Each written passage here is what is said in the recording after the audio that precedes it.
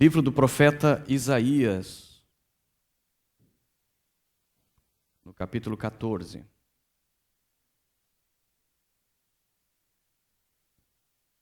Você que dizia no seu coração: subirei aos céus, erguerei o meu trono acima das estrelas de Deus.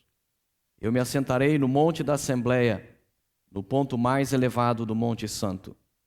Subirei mais alto do que as mais altas nuvens e serei como o Altíssimo. Mas às profundezas da sepultura você será levado, irá ao fundo do abismo. E os que olham para você admiram-se da sua situação e a seu respeito ponderam: é este o homem que fazia tremer a terra?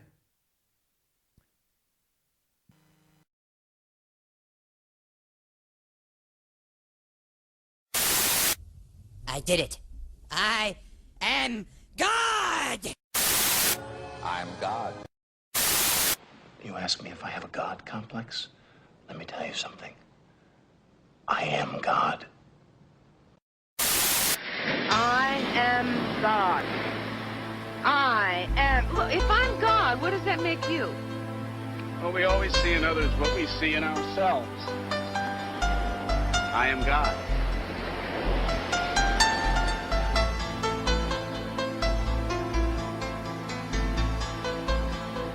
I am God. I am God. Sometimes I feel I'm gonna break down and cry. I am God. Nowhere to go, nothing to I do am with God. my time. Get alone. I am God. I am God. I So am God. alone. I am God. Living on my own.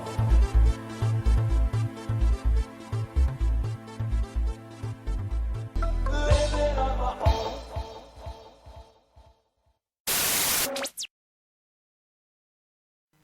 Eu sou Deus.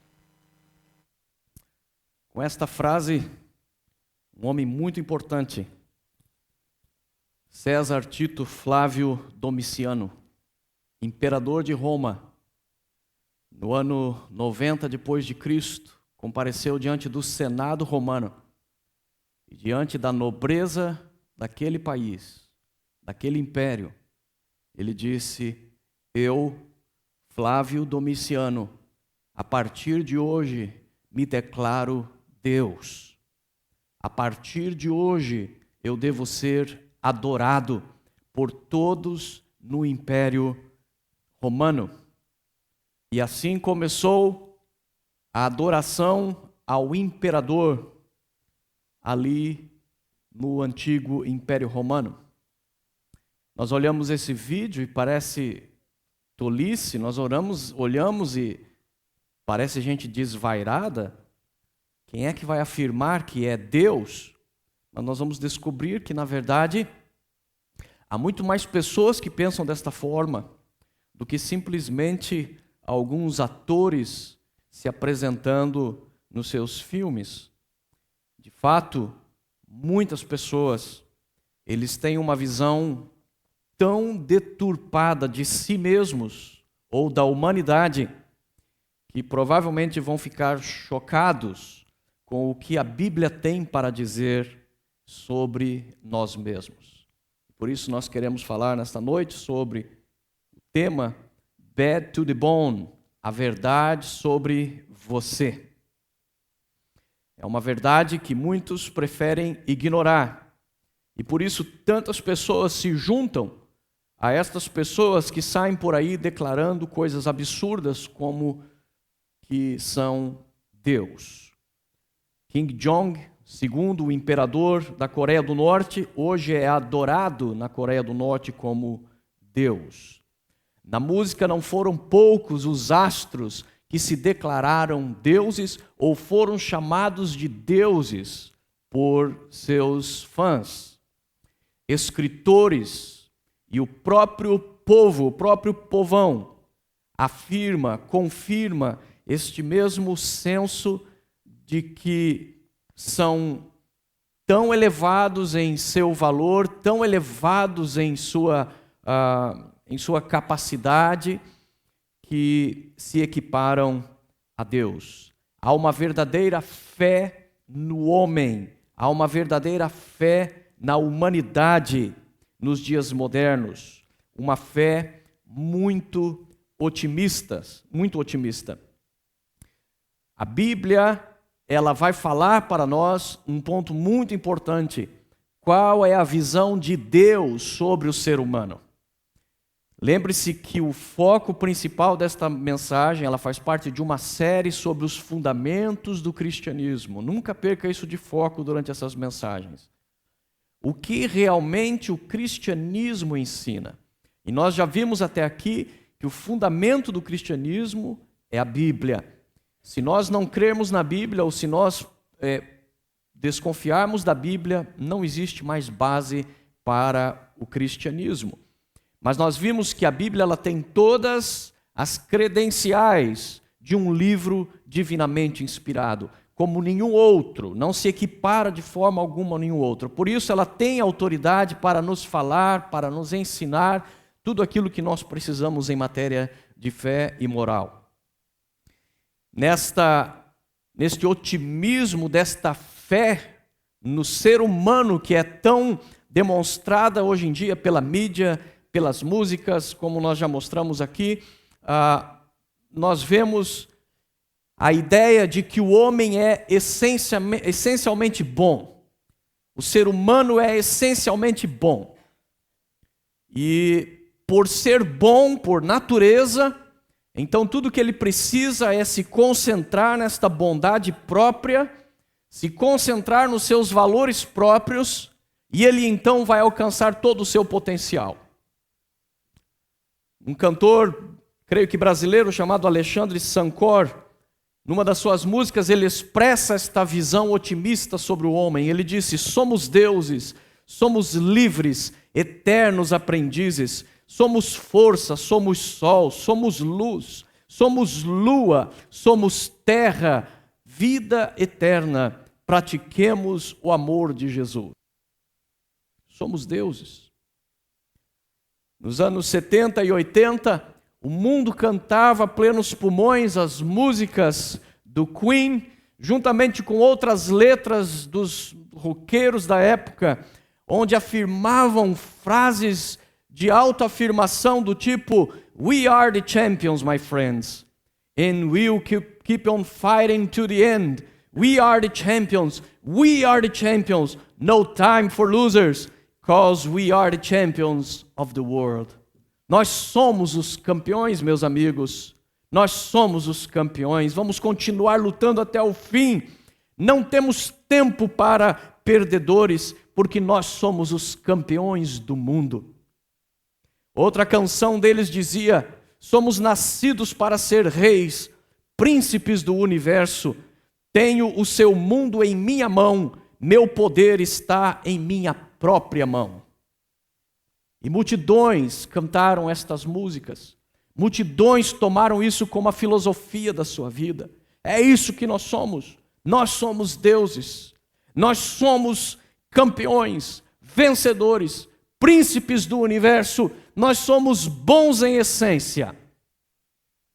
O panteísmo, que é uma forma, uma visão sobre Deus no mundo, afirma basicamente que o homem não só é bom, como ele é Deus. Tudo que o ser humano tem que fazer é reconhecer este fato. Várias seitas como hinduísmo, muitas seitas envolvidas com o moderno movimento Nova Era, afirmam exatamente isso. Nós somos deuses, eu e você. A terra é Deus, o gato é Deus, o ar é Deus, o átomo é Deus, tudo é Deus, menos Deus. Só o Deus de verdade não é reconhecido como Deus nessa história. E por aí nós vamos vendo as vozes se juntando. E lamentavelmente nós vamos descobrir que vozes de pregadores cristãos se juntam e concordam com o panteísmo. Cada cristão é um Deus. Você não tem Deus dentro de você. Você é um Deus, disse Kenneth Copeland no seu ministério em 1987. Benny Hinn, o famoso pregador televisivo que até os dias de hoje está na televisão, disse o seguinte: Eu sou um pequeno Messias caminhando na terra. Você é um pequeno Deus na terra andando por aí. Em 1990, na TBN. Deus veio à terra e tocou um pouco de pó e o tornou em um Deus, disse Benny Hinn em dezembro de 1990 na TBN. Em cada um de nós está o potencial para nos tornarmos Deus, disse o presidente da Igreja dos Mormons em 1974. Saiba que você é Deus, declarou Shirley MacLaine, não apenas nesse filme, ela realmente acredita nisso.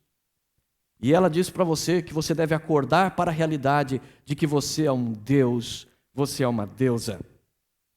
Benny Hinn, numa fita cassete, sob o tema Our Position in Christ, nossa posição em Cristo, disse: você está preparado para uma real revelação do conhecimento? Você é Deus. Benny Hinn. No Jornal de Discursos do Mormonismo, na página 93, volume 3, diz: o Senhor criou você e eu com o propósito de nos tornarmos deuses como Ele. Falando sobre Adão, o atual pastor, pregador, multimídia, Creflo Dollar, disse o seguinte: eu estou treinando um Deus na terra, eu tenho que ensiná-lo a fazer o que eu faço. Em outro momento, em outra pregação, ele diz: Deus pegou um reflexo de si mesmo e pôs num corpo físico formado do pó e lhe deu autoridade sobre todas as coisas físicas do planeta. Ele fez de Adão Deus da terra. Ele era Deus. Ele era exatamente como Deus. Como vocês podem ver, não é só o discurso de panteístas, de seitas hinduístas ou de nova era. Você vê isso impregnando mesmo pregações que são pregadas em púlpitos de igrejas chamadas cristãs. Portanto, você vê como o cristianismo está literalmente contaminado e por isso a necessidade de nós observarmos uma série de pregações como essa para identificarmos o que é realmente o verdadeiro cristianismo. De acordo com a noção do naturalismo, o homem é a medida de tudo.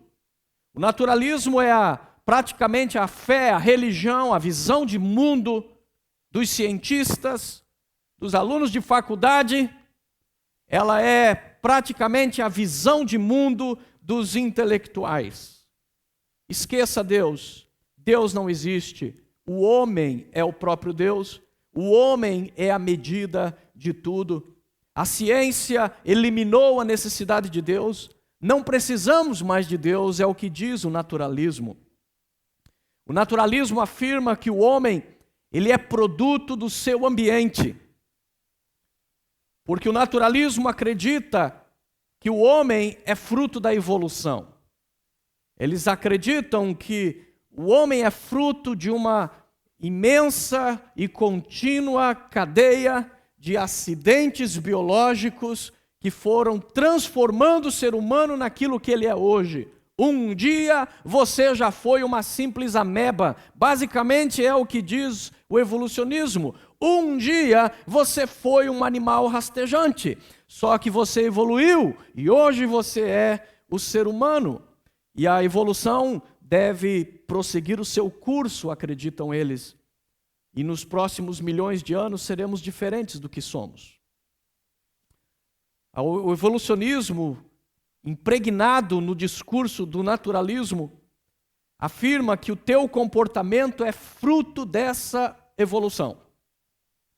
Faz parte simplesmente da natureza o teu comportamento. Ele é explicado como o comportamento de um animal. Esses dias eu estava vendo uma pessoa falando com muitas saudades do seu gatinho que ela teve na infância e o que o gatinho fazia, todas as peripécias que o gatinho fazia. Eu não quis estragar o discurso, mas a narrativa do seu gatinho era simplesmente a narrativa de todos os gatinhos que eu já vi na minha vida, porque simplesmente a atitude do seu gato pode ser explicada pelo instinto de um gato. E eles dizem que o ser humano basicamente é isso. O comportamento do ser humano, a forma como ele age na sociedade, na sua casa, quando está sozinho, é simplesmente resultado dessa evolução. Trata-se simplesmente dos seus impulsos naturais. E esse, por incrível que pareça, é o fundamento de muitos psicólogos famosos. Muito da psicologia que você vai ouvir hoje quando você for procurar lá um psicólogo para se aconselhar por causa das suas crises, dos seus problemas, vai vir de um discurso naturalista, onde eles não creem que existe um Deus, eles creem que você é só fruto de uma evolução e, portanto, não existe certo e errado, você não tem problema nenhum com o seu comportamento, porque é só o instinto animal que rege o seu comportamento. Famosos psicólogos como Pavlov, Maslow e Skinner tiveram toda a base do seu ensino psicológico baseado no naturalismo. O homem reage ao ambiente e, portanto, não tem livre-arbítrio. Você, na verdade, é como um animal que simplesmente faz o que faz porque você é um animal. Na prática, isso significa o seguinte, que o crime que você cometer não tem culpa e, portanto, não deve ser punido. Porque ninguém vai punir um leão por matar a sua presa. É simplesmente você seguindo o seu instinto quando você comete um crime, portanto você deve ser entendido como inocente. E por incrível que pareça, essa já foi a base em alguns tribunais julgando criminosos perigosíssimos. E psicólogos foram chamados, especialistas foram chamados para defender o criminoso com essa base. Ele não tem culpa. Ele simplesmente é resultado do seu ambiente, ele simplesmente é resultado da sociedade. A sociedade é que forma o mau elemento, de acordo com a ideia naturalista. E aqui eu quero lançar uma pergunta para você. A sociedade é que torna uma pessoa ruim, ou são pessoas ruins que tornam uma sociedade ruim? Será que é tão difícil de chegar a uma conclusão sobre isso? Vamos mudar então a pergunta. É o omelete ruim que faz com que os ovos fiquem estragados? Ou são os ovos estragados que vão gerar um omelete ruim? Alguém tem dúvida sobre isso? Ninguém tem. Todo mundo sabe, a sociedade, na verdade, ela não forma o criminoso, é o criminoso que forma a sociedade. São os diversos membros com suas diversas escolhas, com as suas diversas transgressões, que geram a sociedade tal qual ela é.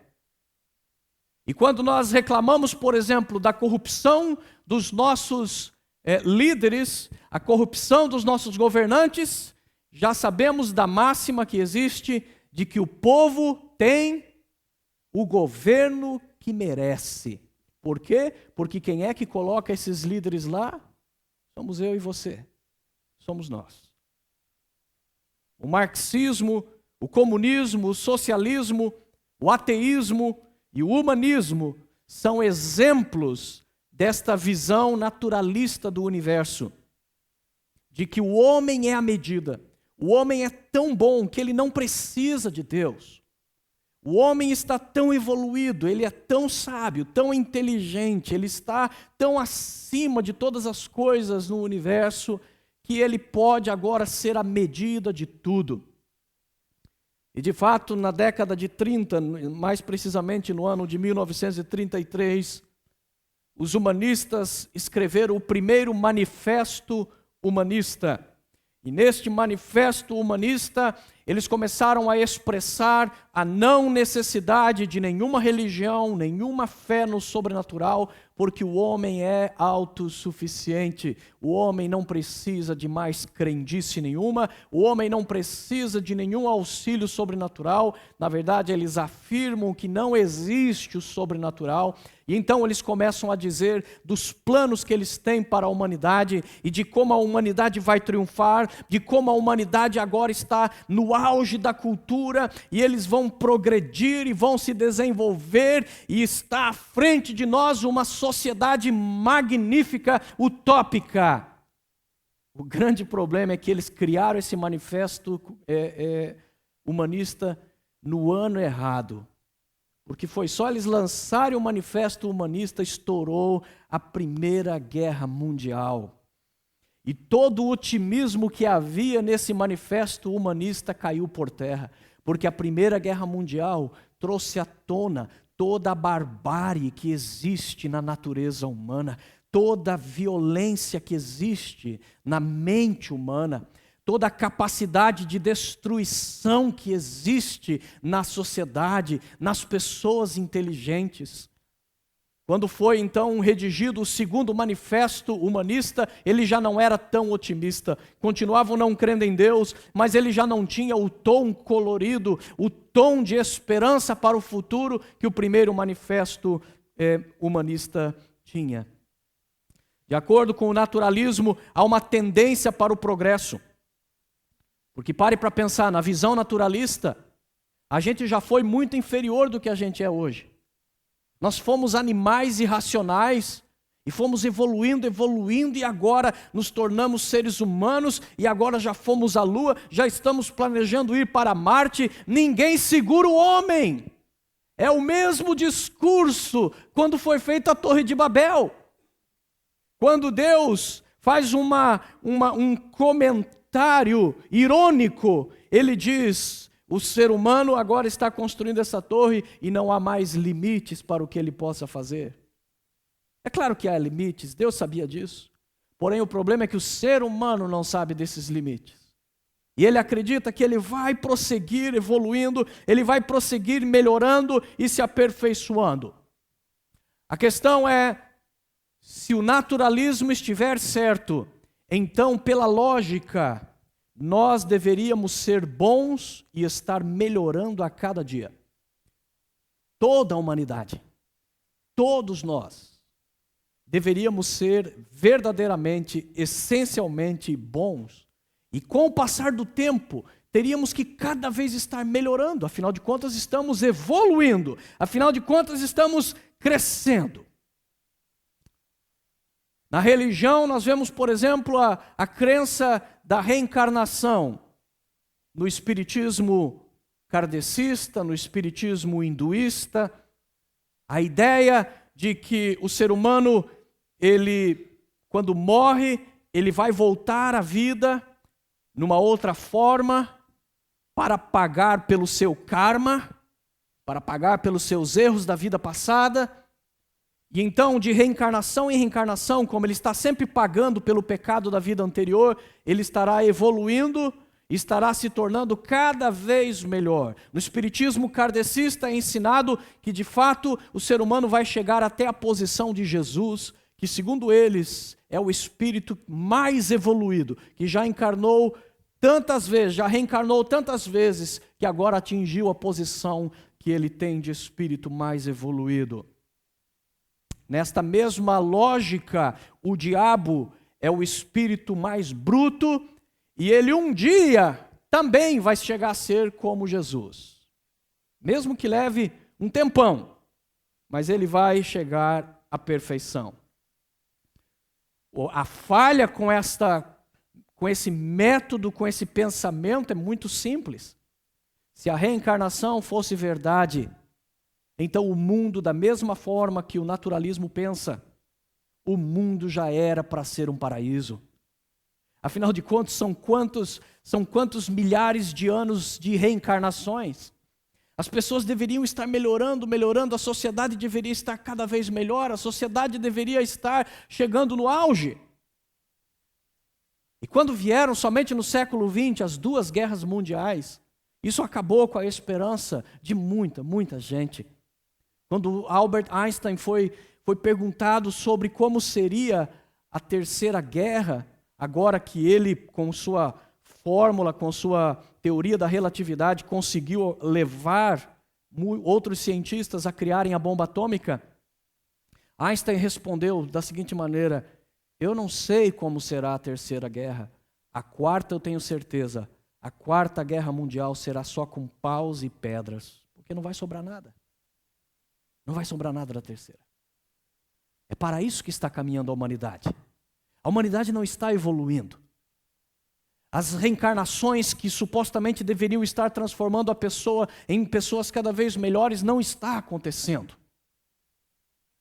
Para fugir desta noção, o Espiritismo então criou uma ideia de que esse planeta é um purgatório gigante. De que o planeta Terra, na verdade, é tipo uma ilha, um presídio tipo Alcatraz, onde todos os espíritos de pessoas ruins do universo, aí eles já pressupõem que existe vida em vários outros planetas, então eles são enviados para cá, por isso que aqui só tem gente ruim. Mas de qualquer maneira isso não resolve o problema, porque há 2000 anos atrás havia apenas alguns milhares de pessoas ruins no mundo, ou alguns milhares de pessoas no mundo, e eram todos ruins. Passados 2000 anos, hoje são 7 bilhões de pessoas, então isso significa que mesmo que o planeta Terra seja, conforme o Espiritismo diz, apenas um lugar de purgação dos pecados, na prática isso significa que o mal continua aumentando no universo, porque o número de prisioneiros, o número de gente má que está sendo mandado para esse presídio chamado Terra, está aumentando sem parar. É evidente que a luz da realidade, a luz da verdade, nem o naturalismo, nem o reencarnacionismo pode ser verdade. O que existe na verdade é uma caminhada para a destruição. O que é ignorado pelos cientistas são leis da própria física e registros da própria história. A lei da física diz que o universo não pode evoluir. Porque existe a lei da termodinâmica, que é conhecida como o princípio da entropia. Você talvez nunca tenha ouvido falar nesse termo, nem entropia, nem termodinâmica, mas na prática você sabe o que é. Esta lei da física, ela diz o seguinte, que se alguma coisa for deixada por si só, ela não tende a evoluir, a crescer ou a melhorar. Ela vai se autodestruir. Você vê isso claramente quando uma casa é abandonada. Quando você vê ali uma placa na frente, foreclosure, e você sabe que aquela casa agora está de portas fechadas, que ninguém mais mora ali, você vai ver muito rapidamente a degradação daquela casa. Você vai começar a ver manchas na parede. Você vai começar a ver pedaços daquela casa começarem a cair. Você vai começar a ver que a casa como que vai se desintegrando. E o mesmo acontece com absolutamente tudo na natureza, porque esta lei da física, ela mostra que tudo caminha para a destruição, não para a evolução. E quando nós olhamos para a história, nós não vemos nada diferente. Quando olhamos para a história, nós vemos que todas as nações elas começam bem, algumas melhores que as outras, e então as que mais acertam, elas crescem, se tornam muito fortes, muito ricas, mas o que a história mostra como um padrão em todas as nações, é que então a imoralidade se instala. Quando um país começa a perceber que ele é bom demais, então a imoralidade começa a entrar e começa a destruir aquela sociedade por dentro. Aquela sociedade começa literalmente a implodir. Foi assim com a Babilônia, foi assim com a Síria, foi assim com a Grécia, Roma. E prepare-se, é o que está acontecendo com a América, é o que está acontecendo com os países ricos da Europa. Eles cresceram tanto, se tornaram tão fortes, criaram uma história de estabilidade e então disseram, creio que não precisamos mais obedecer princípios de Deus, creio que não precisamos mais de Deus, e então a imoralidade se instalou. E quando entra a imoralidade, não precisamos de religião para ver isso, precisamos só de livros de história. Você vai descobrir que nenhum país ficou de pé depois que a imoralidade se instalou naquele país. Por um princípio muito simples. Quando Deus criou o ser humano, antes de criar nações, antes de criar governos, antes de criar povos, Ele criou um casal. Ou seja, antes de criar qualquer coisa, Deus criou a família. A família é a célula principal de toda a estrutura da sociedade. A família é a estrutura de uma nação inteira. Ela é a estrutura de continentes inteiros. Quando entra a imoralidade, a primeira coisa que a imoralidade ataca é a família, são os princípios da família. E ao destruir a família, automaticamente começa uma sociedade inteira ruir. Certamente a visão de naturalismo, de tanta esperança para o homem, não pode estar certa.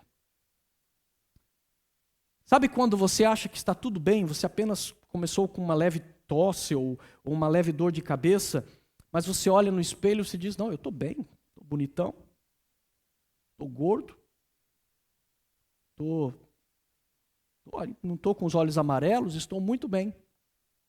Mas vou fazer um check-up, vou no médico. E então o médico diz, olha, aparentemente você está muito bem, mas vamos fazer o seguinte, vamos fazer aí um CAT scan, vamos fazer um raio-x, vamos fazer alguma coisa que veja você por dentro. E quantas dessas pessoas que foram fazer isso, que por fora estava uma beleza, saíram arrasados daquele consultório? Porque quando os olhos eletrônicos daqueles equipamentos ultrapassaram aquilo que o exterior podia ver, ali foi descoberto o tumor, ali foi descoberto o problema sério na aorta, ali foi descoberto o problema irreversível na saúde daquela pessoa. E quando nós olhamos para a Bíblia funciona dessa maneira. Porque a Bíblia diz que na mentalidade do ser humano, há caminhos que para o homem ele jura que são as melhores coisas da vida. Por fora, nós olhamos as atitudes das pessoas, nós olhamos as pessoas e nós mesmos e dizemos, isso que eu estou fazendo não pode ser mal. Isso que eu estou fazendo só pode ser a melhor coisa da minha vida. Mas Deus discorda. Assim como aquele raio-x discorda da saúde exterior que a pessoa está demonstrando, a palavra de Deus, como um raio-x, ela discorda daquilo que nós estamos vendo como correto. E a Bíblia diz que esses caminhos que nós julgamos ser caminhos bons, a Bíblia diz que são, na verdade, caminhos de morte. Eles estão te conduzindo para a destruição.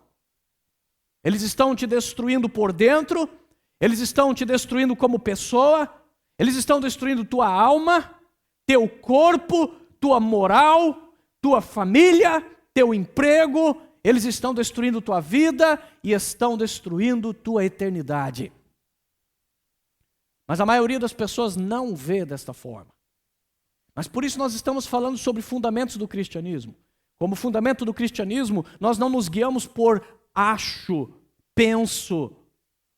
Não nos guiamos pelo que Sócrates diz ou que pelo pastor Edilson Dutra diz. Nós nos guiamos pelo que a palavra de Deus diz. E quando nós vamos para a palavra, nós vamos descobrir um quadro bem diferente sobre a humanidade. Quando nós olhamos o raio-x de Deus, nós descobrimos que nós somos bad to the bone. Esta é uma expressão do inglês que expressa quando uma pessoa é muito ruim, muito mal, então é dito que essa pessoa é bad to the bone. Ela é ruim até os ossos. Na expressão em português, ele é ruim até o último fio de cabelo. Para os que não têm cabelo, fica o bad to the bone. Ó, essa é a musiquinha do bad to the bone. É uma inconveniente verdade o que eu tenho para lhes falar nesta noite. Mas nós não somos deuses. E só esse otimismo humanista já nos põe numa situação muito difícil em relação a Deus, porque ela nos põe direto contra um verso específico das Escrituras que diz: maldito é o homem que confia em si próprio, maldito é o homem que se torna um humanista, maldito é o homem que se torna um naturalista, maldito é o homem, maldita é a mulher, maldita maldito é o jovem que esquece-se de Deus e crê que ele próprio pode resolver todas as questões da vida. Mas bem-aventurado, mais do que feliz, mais do que bem-sucedido, é o homem, a mulher, o jovem, a criança, que crê no Senhor e deposita nele a sua confiança. Na visão da Bíblia, nós não somos deuses. Na verdade, na visão mais bonita da Bíblia sobre nós somos erva que seca e morre, nós somos neblina que aparece e logo some, nós somos vento que ninguém vê. Numa visão um pouco mais aprofundada do que a Bíblia diz sobre o homem, ela diz que o ser humano é egoísta, avarento, presunçoso, arrogante, blasfemo, desobediente aos pais, ingrato, ímpio, sem amor pela família, irreconciliável, caluniador, sem domínio próprio, cruel, inimigo do bem, traidores, precipitados, soberbos, mais amantes dos prazeres do que amigos de Deus, tem aparência de piedade, mas nega o seu poder. E pasmem, isso tudo está num só versículo da Bíblia. Num só versículo da Bíblia, a Bíblia já desmonta a tese de todas as visões sobre que o homem é bom, que o homem é isso, que o homem é aquilo, que o homem é Deus, que o homem é um semideus. Se nós prosseguirmos, nós vamos descobrir que o quadro vai ficando cada vez mais negro. Somos, de acordo com a Bíblia, servos inúteis. Nosso senso de justiça é considerado como trapo imundo para Deus. Nossa bondade é egoísta e interesseira. Nosso melhor é por sede de reconhecimento. Somos filhos da desobediência, filhos da ira. Nosso passado é vergonhoso, nosso presente é perverso e nosso futuro é decadente. De acordo com as Escrituras, em Romanos capítulo 3, o homem está debaixo do pecado, dominado, afogado pelo pecado, não até o pescoço, na verdade submerso. Ele está totalmente imerso no pecado. De acordo com Jesus, em Mateus 7,11, Jesus chama o ser humano de mau. Ele diz: se o teu filho lhe pedir um pedaço de pão, vocês, sendo maus, não vão de deixar de lhe dar o pão? Observe que Jesus está dizendo que a gente é capaz de fazer algumas coisas boas, inclusive cuidar bem do nosso filho, mas Jesus está chamando o que a humanidade aqui? Ele está dizendo que nós somos maus. A perversidade do homem, de acordo com Gênesis 6,5, é grande na terra, e cada intento dos seus pensamentos são continuamente maus. E eu vou dizer uma coisa: se a coisa já estava ruim antes de Jesus chegar, na hora que Jesus chegou a coisa ficou feia. Deixa eu dizer por quê. Porque a Bíblia diz que Ele é a luz do mundo. Ele é a luz que veio iluminar. Luz é uma coisa boa, não é? É ou não é? É. Mas luz também é um problema. Porque luz reflete, revela toda a imperfeição.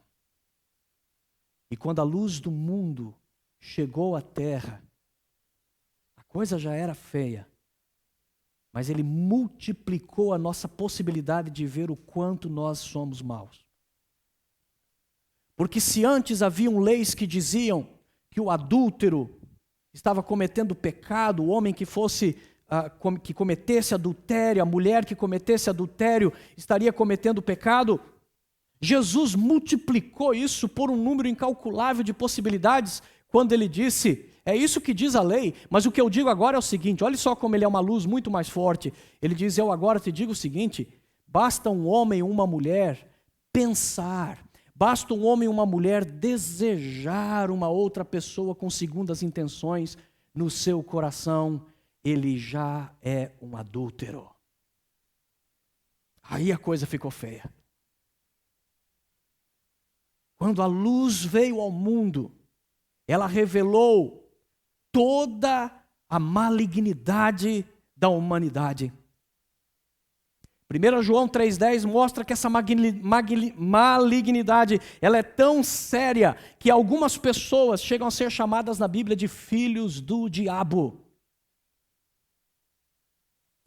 João chama isso em 1 João 3,10. O apóstolo Paulo repreendeu o mágico Simeão, olhando nos olhos dele e chamando ele de filho do diabo. Como é que alguém pode descer a tal ponto? Como é que alguém pode estar tão impregnado de maldade a ponto de ser chamado de filho de Satanás, filho do diabo? Mateus 3, e também no capítulo 23 de Mateus, a humanidade é chamada de geração de víboras. Em Romanos 7,5, a Bíblia diz que as paixões pecaminosas atuam nos membros do nosso corpo. É como se fosse uma praga, um tumor, que você quer se livrar dele, mas está lá dentro, não tem como tirar. Ele ordena aos teus membros, o pecado está no ser humano, esta é a verdade bíblica. No verso 23 do mesmo capítulo, é dito que em nossa carne não há nada de bom e o pecado habita em nós.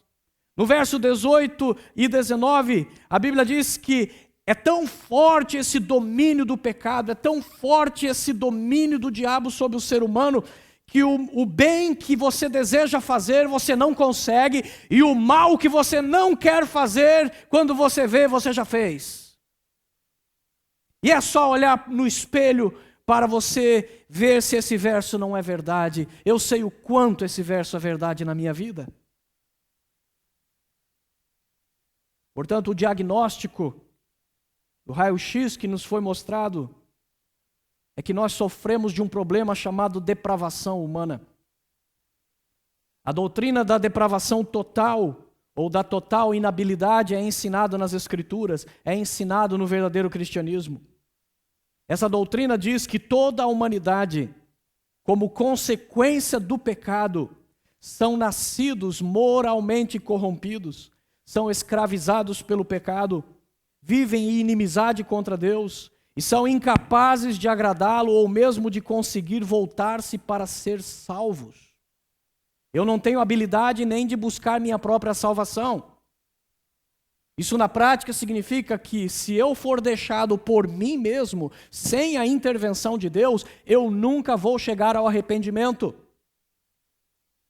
Se Deus não agir na minha vida, o curso da minha vida será de mal a pior, será de um abismo ao outro, até chegar à destruição total. Porque é isto que a Bíblia ensina sobre o ser humano. A noção de que eu não sou tão mal assim, porque eu não mato e não roubo, é uma noção totalmente equivocada. Porque essa questão de ser bom, eu não sou uma pessoa má, eu sou uma pessoa boa. O problema é que existem coisas, irmãos, que elas só faz sentido quando elas têm uma referência. Caso contrário, aquilo não tem como você fazer uma afirmação desse tipo. Às vezes a minha esposa me pergunta uma direção e ela diz, para eu ir na casa do fulano, eu tenho que sair à direita ou à esquerda na 95?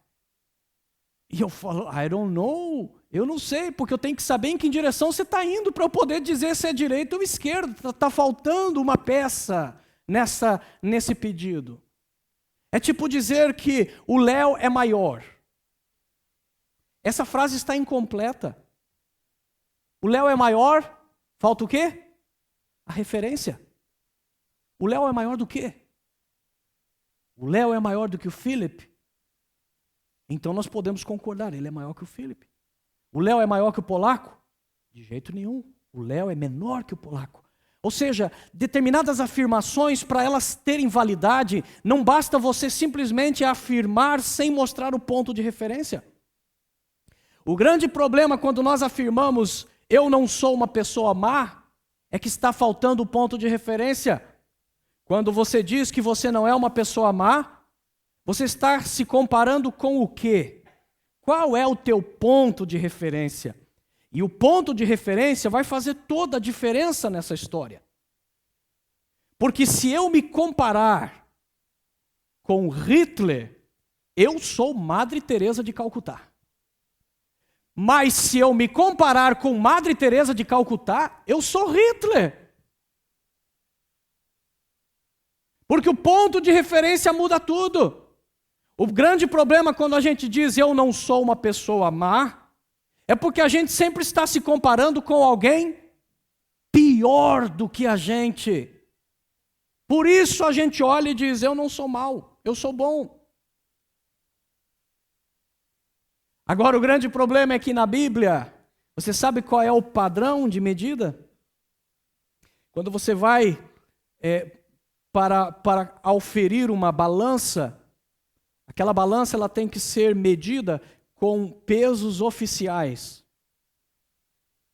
Era muito comum, principalmente antigamente, os comerciantes roubarem no peso da balança. Eles desregulavam a balança de maneira que você comprava 1 quilo de alguma coisa e, na verdade, você estava comprando 700 gramas. Então vinha o fiscal. E o fiscal trazia na maletinha dele o peso oficial do que é verdadeiramente 1 quilo. E então ele coloca o peso oficial, ele coloca o standard, o padrão, sobre a balança. E então o mal é revelado. O padrão de Deus para comparar a humanidade não é Hitler, não é o seu vizinho, não é sua sogra. Vou dar um tempo para vocês meditarem sobre isso. O padrão de Deus para comparar a tua vida, para saber se você é bom, é Jesus. E é aí que a coisa fica feia. O grande problema, quando nós dizemos que somos bons, é que nós não estamos usando a comparação que Deus aceita. Deus não aceita essa nossa bondade. Quando o rabino Harold Kushner escreveu o livro Por que Coisas Ruins Acontecem com Pessoas Boas, o livro virou um best-seller até o dia de hoje, várias reimpressões. Porque ele tocou num ponto que muitas pessoas questionam Deus. Por que coisas ruins acontecem com pessoas boas? O grande problema deste rabino, o grande problema deste livro é o seguinte, que já começar pelo título já está errado. Porque a questão é, diante de Deus, quem é que disse que existem pessoas boas? Na verdade, a tua bondade para Deus não é suficiente. It's not good enough. Não serve. Como eu disse, o nosso senso de justiça, a Bíblia está dizendo isso, Deus está dizendo, a tua justiça, aquilo que você chama de bom na tua vida, para mim é como trapo de imundície. Irmãos, essa é uma das figuras mais gráficas que a gente vê na Bíblia, é esse verso. É que as pessoas, na verdade, eles não entendem esse verso. O que é esse trapo de imundície? Esse trapo de imundície era o pano que era usado pelas mulheres para conter a menstruação. O que Deus está dizendo com isso é o seguinte, que aquilo que você chama de justiça, Deus olha e Deus vê, é puro sangue. Aquilo que você chama de paz, Deus olha e Ele vê, é puro ódio e interesse. Aquilo que você chama de bom, Deus olha e só vê maldade. De acordo com a palavra de Deus, em Salmo 143, 2, nenhum vivente é justo diante de Deus. Em Romanos 3, 23, a Bíblia diz que todos pecaram e foram destituídos da glória de Deus. Todos. Eu, você, sua mãe, sua tia, Maria, José, Moisés, Davi. A Bíblia menciona uma única pessoa, um único personagem histórico, onde ela afirma categoricamente: não pecou. E a Bíblia aponta para Jesus. Por isso ele é o Cordeiro de Deus, único capaz de se oferecer pelos nossos pecados, porque nele mesmo não havia nenhuma transgressão.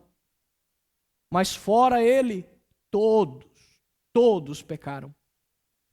Segundo Crônicas 6:36 diz que não há ninguém que não tenha pecado. Isaías 53:6 diz que todos nós éramos como ovelhas e nos extraviamos. Todos nós seguimos o nosso próprio caminho. Nós já vimos o que nós pensamos de nós, o que o raio-x revela, qual é o diagnóstico. Sofremos de uma depravação humana. E o prognóstico de Deus é simples: você precisa de um Salvador. Sem um Salvador, não tem como o homem sair dessa. Você não vai sair dessa com religião. Você não vai sair dessa com rituais.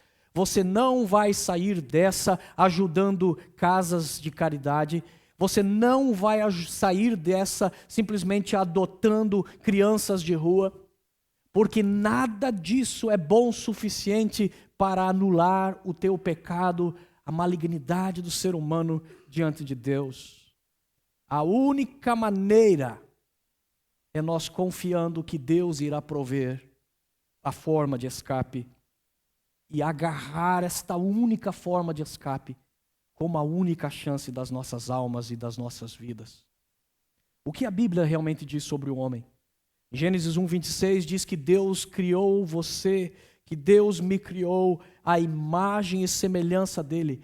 É por isso que mesmo sendo maus, nós somos capazes de fazer o bem. Por causa do reflexo desta imagem de Deus na nossa vida, nós somos capazes de fazer algumas coisas boas, muito boas. Mas Gênesis 2:8 nos mostra que o homem tinha o melhor ambiente possível, o que destrói a ideia humanista de que o ser humano é fruto do seu ambiente. Porque Adão tinha o melhor pai que podia ter, o próprio Deus. Adão não tinha sogra, olha que ambiente maravilhoso. Adão não tinha caminhão, não tinha imposto, Adão não tinha umbigo, Adão tinha tudo que pode haver de bom. Ele tinha fruto espontâneo da terra, ele tinha a mulher mais linda, a única mulher do universo, ele tinha simplesmente ausência de problema. Adão vivia no contexto do paraíso. E o paraíso não eliminou a possibilidade de Adão pecar contra Deus. O homem não é fruto do ambiente. O homem é fruto da sua escolha. Gênesis 6:3 mostra que o homem desobedeceu. Eclesiastes 7:29 diz: assim cheguei à conclusão, Deus fez os homens justos, mas eles foram em busca de muitas intrigas. Ou seja, Deus não é responsável por aquilo que nós somos. Muitas pessoas dizem, então Deus é culpado. Se o homem é tão ruim, Deus é culpado porque ele criou o homem. Deus não criou o homem assim. Você conhece alguma fábrica de sucata? Conhece alguma fábrica de lixo? Alguém conhece aqui uma fábrica de lixo? Não existe fábrica de lixo. Porque ninguém fabrica lixo. Você fabrica um produto útil. Você fabrica um produto pronto para o uso. O problema é que o produto, ele se deteriora, o produto se contamina, o produto se acidenta, o produto se viola ou é violado, e então ele se torna lixo. Mas o fabricante não criou o lixo. Quando nós passamos aí nesses junkyard, nesses ferros velhos, nós vemos milhares de carros, mas a Ford ou a Chrysler ou qualquer marca, nenhum deles criou esses carros desse jeito que eles estão. O carro saiu da loja, saiu da fábrica, belíssimo, funcionando, perfeito. Mas aí alguém andou nele, bateu com ele, deixou de cuidar dele e agora ele está lá, velho, enferrujado, não funciona. Assim é a humanidade. Deus nos fez perfeitos. Deus nos fez capazes de amar a Deus. Deus nos fez capazes de ouvir a Deus. Nós é que capotamos, nós é que batemos, nós é que enferrujamos. Romanos 3:23 diz que nós fomos destituídos da glória de Deus. E isso explica porque nós somos incapazes de retornar ao bem por nós mesmos. João 3,16 então nos diz que somente através de um agente externo da parte de Deus, o homem pode ser salvo e resgatado da sua depravação. É somente Deus que pode nos salvar. Imaginar o homem salvar-se a si mesmo é tão ridículo como imaginar alguém se afogando numa piscina e então você tem a brilhante ideia de tirar o seu braço para fora da água, agarrar o seu próprio cabelo e tentar se levantar das águas. Nós não podemos salvar a nós mesmos. A nossa única esperança é Jesus, que Deus enviou para que todo aquele que nele crê não precise perecer, mas tenha a vida eterna. Para concluir esta mensagem, qualquer religião que se chame cristã, mas que prega um posicionamento de exaltação para o homem, ao invés de enfatizar sua depravação e sua necessidade de arrependimento, não é cristianismo verdadeiro. Se você procura o cristianismo verdadeiro, você precisa procurar o cristianismo que pregue a necessidade do arrependimento. E não somente quando nós estávamos no mundo sem conhecer a Cristo, porque nós precisamos nos arrepender constantemente. Paulo diz que nós temos que estar lutando constantemente, porque a nossa velha natureza quer voltar. Por isso nós precisamos estar constantemente nos voltando para Jesus e clamando pela sua vida, pela sua misericórdia.